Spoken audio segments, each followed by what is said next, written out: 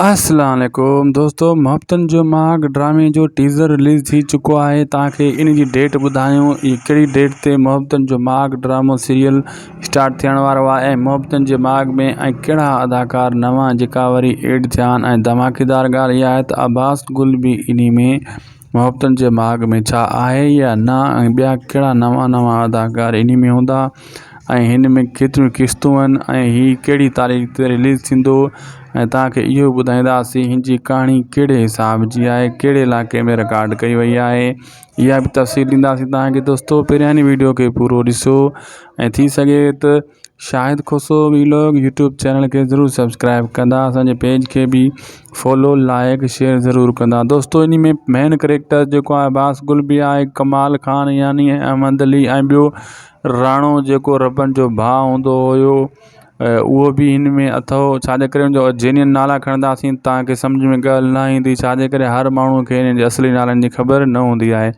साईं निसार शाह यानी रईस गफ़ार खान भी इन में आहे, कमाल खान भी आहे, मामा लालू भी इन ड्रामे में आहे। इहो दादू साइड रिकॉर्डिंग हली रही आहे। इहो दोस्तों हिकु मारूड़नि जे मथां ड्रामो जेको आहे फिल्मायो वियो आहे। मारूड़नि जे मथां ही रिकॉर्डिंग कई वई आहे। जीअं मारू पंहिंजी सिंध में थर जे इलाइक़े जे हिसाब सां कुछ कहाणी इन में आहे। इहो ड्रामो अन क़रीब तव्हांखे 1 जनवरी ते पहिरीं किस्त इन जी नशर कई वेंदी सिंध टीवी ते।